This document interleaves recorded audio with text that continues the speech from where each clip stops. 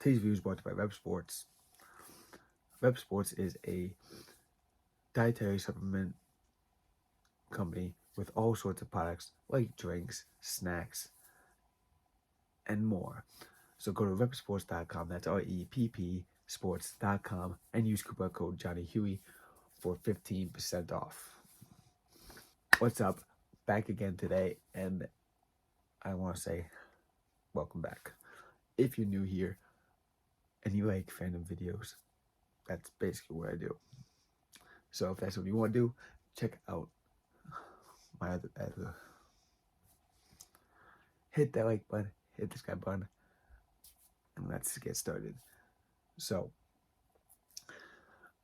I'm a huge fandom guy, as you obviously know, and I like scrolling the internet, just trying to find some new stuff to check out, and I came across these 20 scary Pokemon theories, and I just wanted to share them with you. So obviously I didn't create these theories. I found these all on a website, which I'll leave the link in the description down below if you want to go check it out, read it for yourself. But here's the top 20 scary Pokemon theories.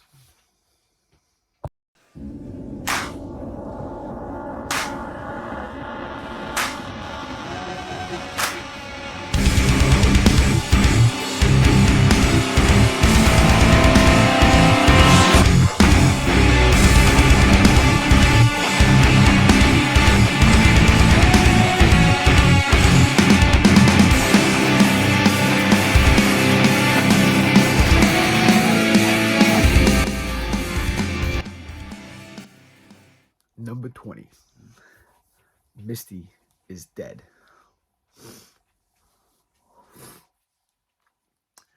Through this one may seem a little far-fetched at first, there was actually some empirical evidence to suggest that Misty is in fact dead. In episode 24 of the anime, Misty is licked by Sabrina's hunter. Licked by Sabrina's hunter. This thing is tough. Numerous Pokedex entries for the Pokemon suggest that a lick from a hunter is actually fatal. As such, it stands to reason that Misty would have died soon after that fatal lick.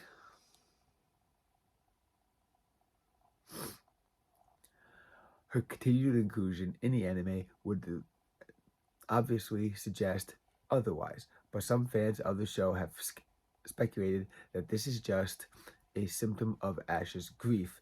As far as they are concerned, all of Misty's battles from episode 25 of the anime onwards were actually fought by Ash, who, stricken with grief for his loss of a friend, is attempting to keep her memory alive and her heartbroken Pokemon active.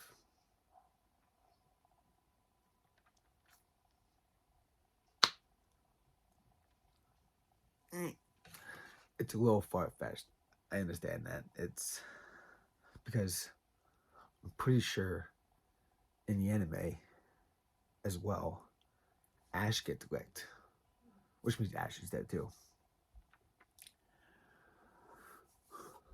So, the next theory is Parasect is a Last of Us style monster. One of the things that makes this post a apocalyptic future depicted in Naughty Dog's The Last of Us games is so frightening is that the cordyceps fungus that causes the mass outbreak is very much a real thing. Thankfully for humanity, the fungus is only able to take control of certain types of insects.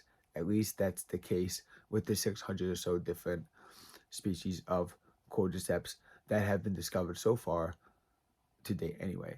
This is actually a true thing.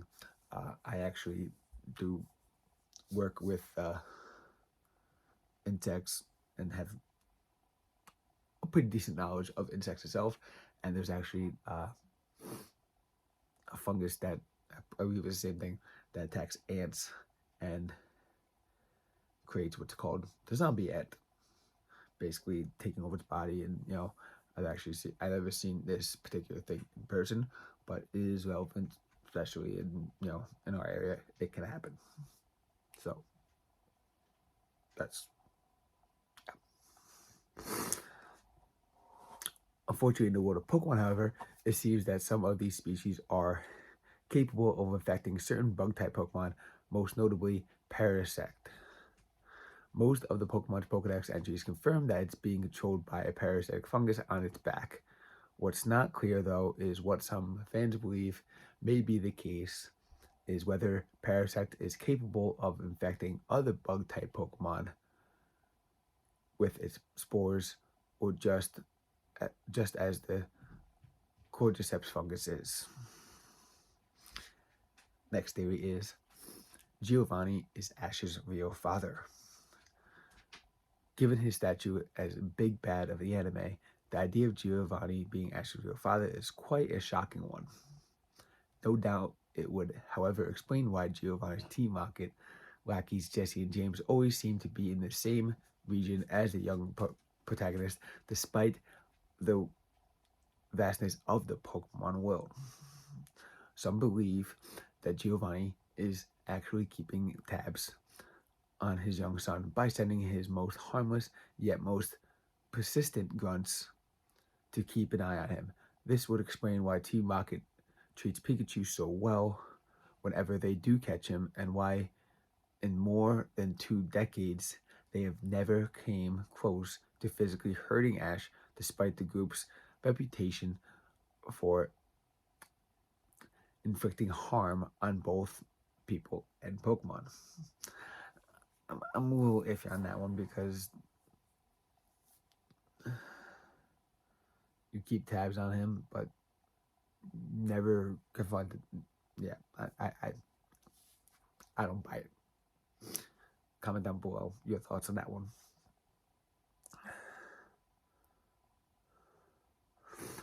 This one is actually very interesting because this actually does make a lot of sense. And they threw this in the Game Boy games, and I remember this, thinking about this, and this one's a little tough. The player murders Gary's Eradicate. In the Game Boy games, basically you fight your rival. You can pick the name Gary, Blue, whatever his name you want it to be, on the SSN.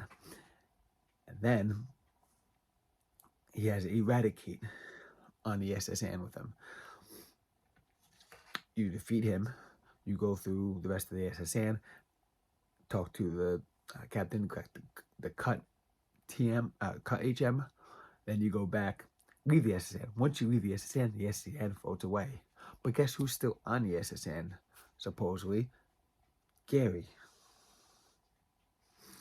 And then later on down the road, you meet him in another battle, and he doesn't have the Eradicate.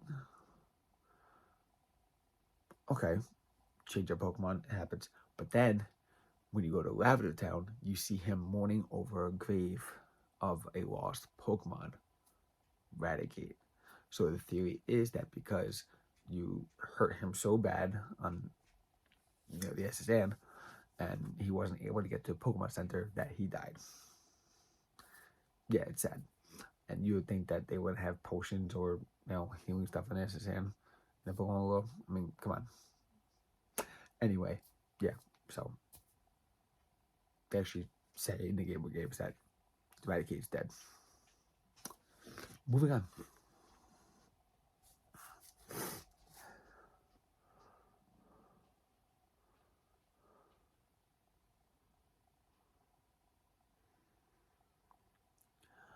I'm not too familiar with this one because I haven't watched too much of the new Pokemon series.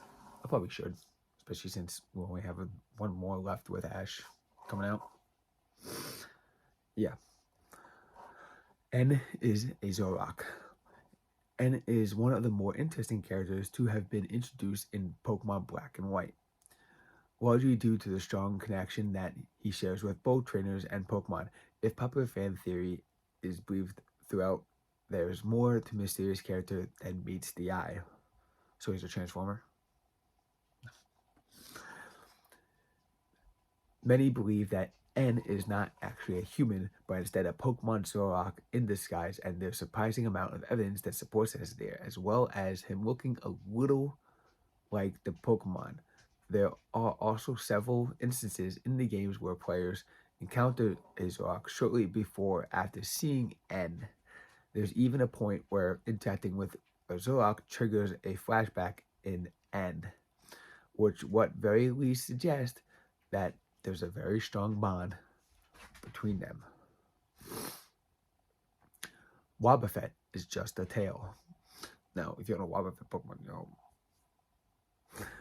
there's a few fan theories surrounding Wobbuffet's tail. The first of which suggests that Pokemon is actually an evolved form of an unknown, and that its tail is remnant of its previous form. The second and more popular theory is not too dissimilar, although is perhaps a bit more difficult to believe.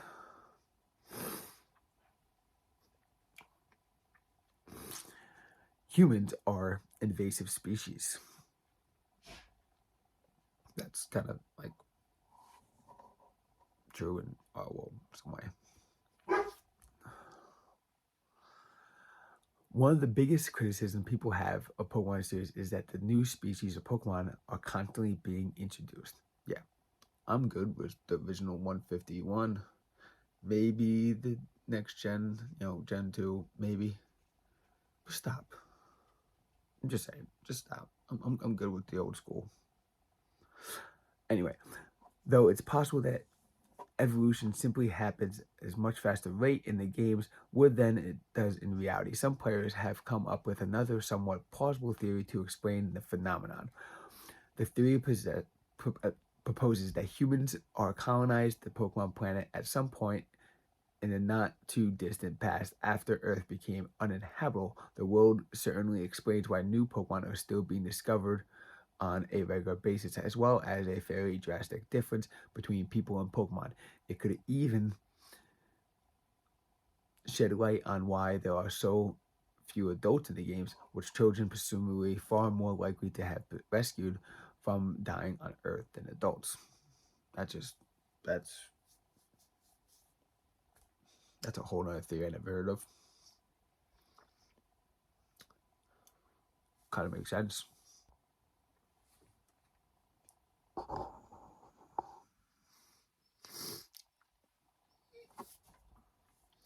Next theory is humans. The humans are Pokemon. Another theory suggests that rather than being an intensive species, humans just another type of Pokemon. At first, this may seem a little ridiculous, but the fact that humans only make up a very small portion of the total living creatures found throughout the Pokemon world could perhaps back this up. Not entirely, because if you think about our Earth, we're definitely outnumbered by other creatures. Insects alone. Just saying. Then there's the fact that multiple versions of characters like Nurse Joy and Officer Jenny, granted no human character in the show has ever evolved, but then not every type of Pokemon can. Likewise, the fact that Pokemon of the same type can have different appearances further strengthens this line of thinking.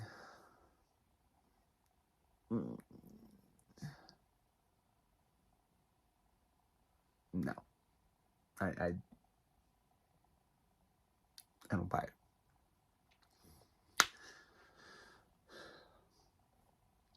Missing No or corrupted Pokemon.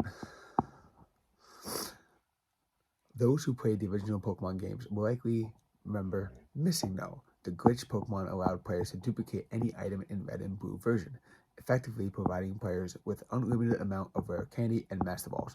Though it may consider it to have been a simple programming error or the remnants of removed Pokemon, some have other ideas about the origins of Missing No. It has long been believed that the Pokemon are stored digitally data while in their Pokeballs, or a PC box, and the theory takes the idea a step further. It suggests it is stored digitally for too long, it can become corrupt, causing the Pokemon to become missing now. Others have suggested that they could have been failed Mew clones, which would also make sense given that they show up so close to the Pokemon Mansion where other cloning experiments are known to have taken place. I want to clarify that. That is false information. So first of all, missing no.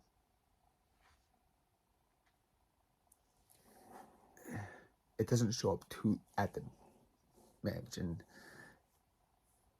unless you do something. You have to do other steps to create that glitch. So it doesn't just randomly show up. That's false.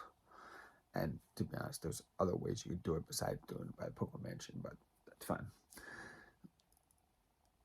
Missing no really is just a placeholder in the data. It's nothing crazy. But yeah. No, I do know missing no. That hits home nostalgia for me. But that theory is just wrong. No.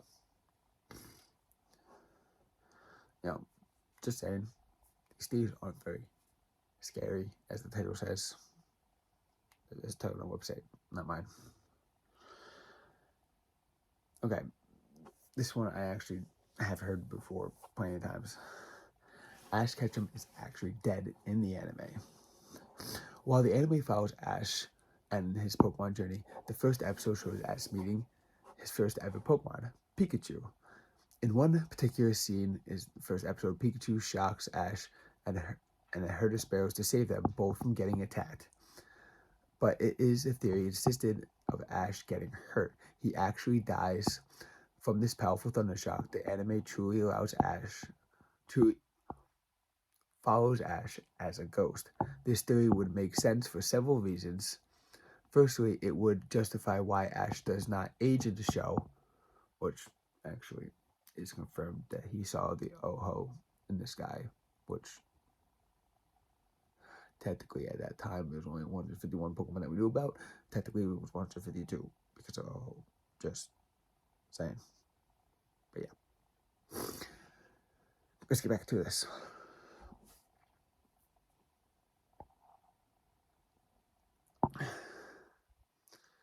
He stays 10-year-old for the entirety of it. It also makes sense because Ash always asking questions and being very forgetful when it comes to basic Pokemon knowledge. It could also be because he can't remember a lot of information from his past life. I always ask that question. You know, he goes to a new season, a new era, and he's like, he completely forgets how to Pokemon. Dude, you have been doing this for 10 years or more now, and you forget how to Pokemon. How do you do that? Before we go any further, let's give a big shout out to my sponsor, repsports.com. REPP sports.com. Use coupon code JohnnyHooey for 15% off. They have tons of great stuff. They have awesome snacks. Nice little protein cake mix, breakfast pancake mix. They have other dietary supplements, such as my favorite, which is the energy drinks called Raise Energy. These things are great. 0 sugars, 0 dyes, 0 calories. It's amazing. It's full of, amino acids, vitamins, and caffeine. This is my coffee in the morning. I don't go any other route. This is what I drink every morning. And the flavors are fantastic. This one's called Galaxy Burst. It is an awesome citrus flavor, all natural. It is great.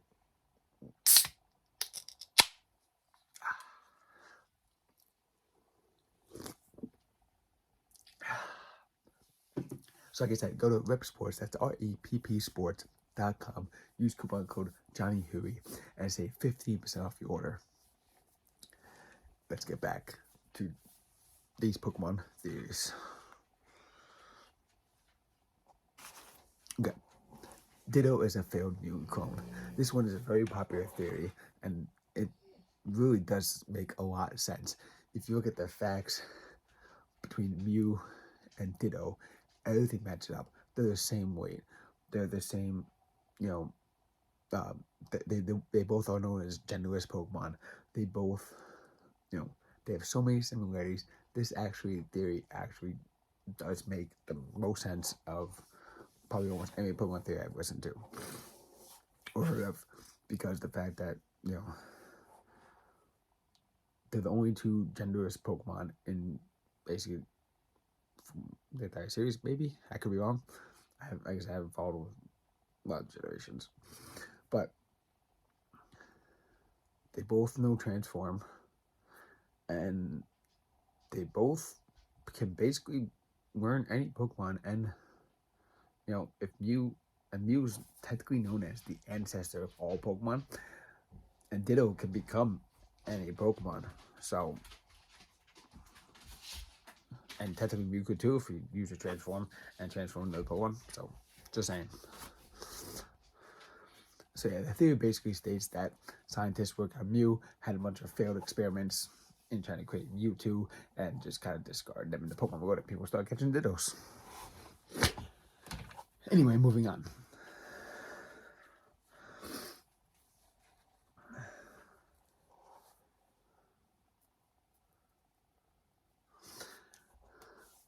Here's another theory about Ditto. Basically, it is stated that Ditto was created in order to replicate Pokemon that were near extinction, such as Kangaskhan, I guess you could say Kabuto, and all those other quote-unquote fossil Pokemon who technically could be extinct, like Aerodactyl and stuff like that. So, one of the most popular theories is about Ditto is that failed experiment by scientists try to clone Mew.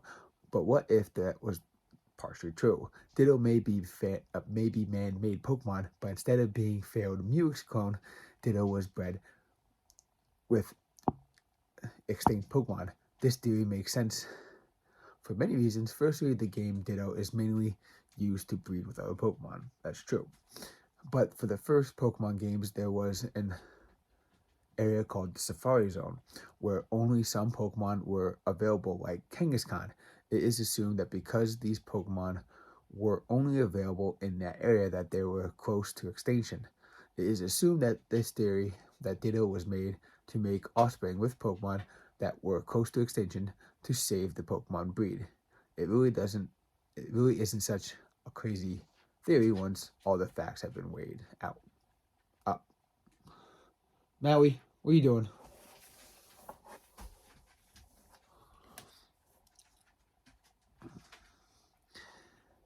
Next one is Mimiuka or dead Pikachu. How do you pronounce his name? Mimikyu, whatever. Mimikyu,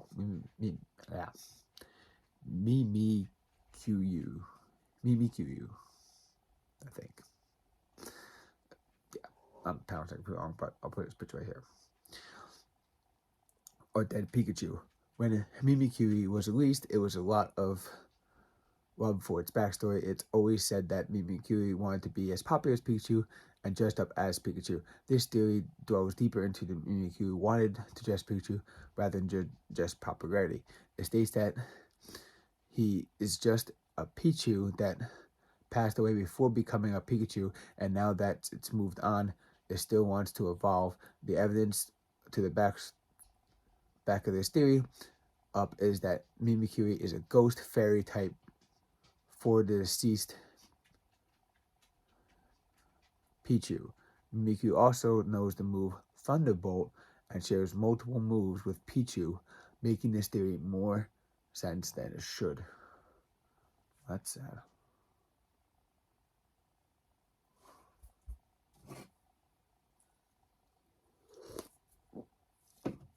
X theory. The Pokemon War killed many adults on the Pokemon world. In both show and games, there were multiple hints towards a great Pokemon War that happened in the past. The electric-type gym leader, Lieutenant Sarge, talks about it battling in the Pokemon War with his Electabuzz. While it is never truly talked about, there is no doubt that something happened, even if it doesn't go into much. There is no doubt about the war was real, but it makes sense why a lot of the adults are kind of vacant in the Pokemon world, and it's mostly kids. You know, they died. Ash's dad is Pikachu. That's a wild theory. Let's find out what happens. Ash's dad is never seen throughout the anime. He's talked about by others saying he was a great Pokemon trainer who went out on a great journey. But that is essentially all of the information that's given to us about him. It is never said that Ash's father is even dead. It's he's just not to be heard from. This theory, Stitch, shut up. This theory is that Ash's dad is part of an experiment that would transfer humans' mind into Pokemon's body, but the effects were irreversible. This theory is far from Pokemon's Detective Pikachu movie. While in the manga, and scientist named Bill accidentally switches minds with the Rattata, the reason that the Professor Oak gave Pikachu to Ash is we knew he was child's father, but didn't want to tell him. Yeah, if you ever seen the movie Detective Pikachu, great movie by the way. Ryan Reynolds as Pikachu, like, wow. It's his father trapped in Pikachu's body. It's interesting. It's very cool, and portraying that scenario into I don't know. I can't see it, but it would make sense. Just saying.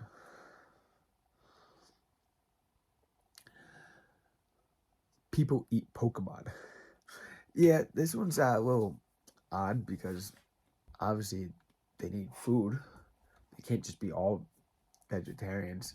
And we even see James in one episode like drooling over Magikarp that he wants to like eat. So, I mean, obviously, we don't eat all animals that we have, but the fact that all Pokemon, all animals in the Pokemon world are treated as pets, but then also food. It's kind of weird. Just saying. Yeah, I'm gonna skip over that one. Let's keep on the next one.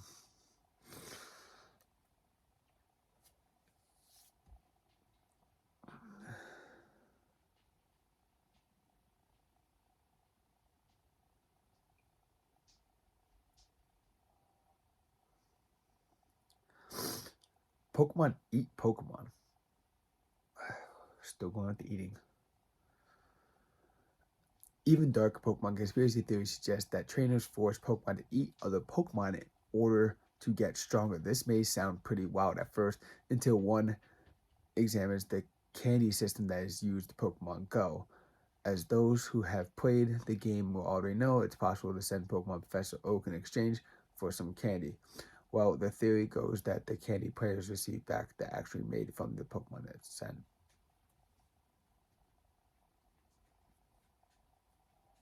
I'm just gonna pop a pin in that one and move on. These are getting darker and darker as we go down.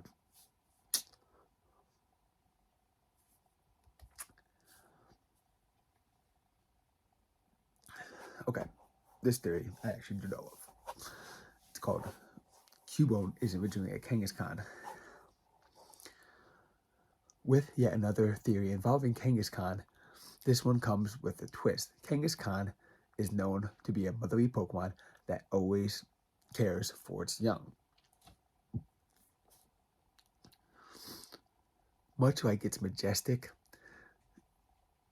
just like the majestic kangaroo. So, just like, kangaroo in our world. Awesome Pokemon. Awesome animal, by the way. Kangaroo, top animal. Yeah. If theories are to believe, though, this bound works both ways when it comes to Kangaskhan and led to the creation of a brand new Pokemon. The story goes that one day a baby Kangaskhan saw its mother killed by Team Rocket and was so overcome by sorrow that it stayed by its mother's body until it decayed. After it decayed, it wore its mother's skull like a hat, thus evolving into a Cubone. While the theory may seem a bit dark, Pokemon die in both the anime and the manga. In the manga, it's more detailed, and so it does make sense. And yeah, I've actually heard this theory, and I actually heard this theory, and I actually played it's called a ROM hack. It's a fan-made Pokemon game that basically delves into a little more, and you actually could have like we only see you know about the you actually could get like the Kangaskhan. You actually can battle with the little baby Kangaskhan, and it actually does delve into that baby Kangaskhan can evolve into a Cubone, into a Marowak, and then eventually evolve into a Kangaskhan. So that's kind of cool. That's like if that connection was ever made in the story, the fact that it would be like the first Pokemon to have you know the 4 evolutions, I think, would be before all the Mega stuff and the other stuff that we have eventually. But it would be kind of cool to have like baby Kangaskhan evolve into Cubone, Marowak, then Kangaskhan himself, and just kind of passes it down. I don't know if the skull is needed to be placed on the head in order for it to evolve. That's kind of dark. That means every single Cubone that is out there, that means there's a lot of dead Kangaskhan's that they took the skull from. Maybe poachers. Anyway. Dark Pokemon trading theory. In the Pokemon world, there are many Pokemon that need to be traded in order to evolve into their final form. Haunter into Gengar, Machoke into Machamp, etc. With this in mind, many players have found themselves wondering how exactly Pokemon like Gengar show up in the wild. As far as anybody knows, Pokemon like Gengar and Machamp can't evolve without first being traded. This means that the trainer of tiny wild final Pokemon has either released Pokemon or the trainer has passed away. While this theory is very dark, it also is very sad and is probably true. Every lost child turns into a phantom. Is it the last theory I'm doing? Just put it out there. In Phantom's Pokedex entry, it states, these Pokemon are spirits of children who have gotten lost in the forest. While it's very sad to think about, it's also highly possible that Phantom really are just a ghost of dead children who get lost and probably died afraid and lonely. I don't know who Phantom is. I'm not, like I said, not into most of the generations after 1 and 2, but that's kind of crazy that now these people in the Pokemon world, are catching spirits of dead children and forcing them to battle. That's messed up. That's messed up. Just saying. Anyway, to leave on a high note, just want to say thank you for watching. Make sure to like button and the subscribe button, and I appreciate everything. Thank you guys for watching my my rants, because that's what I do a lot. I rant. Anyway, make sure you comment down below and let me know what fandoms you want me to talk about. I have a few things in the works. I have a few videos that I never got a chance to do that I want to do, and some videos that are just coming. They're coming. Anyway, Thank you so much. I'll see you guys next time. So if you want to see more content like this, make sure you check out that video over there and that playlist down there. And make sure you hit that subscribe button. And if you want to check out more content, I have a Patreon page that you can also check out down below and link in the description down below. And before I forget, also check out my merch store down below.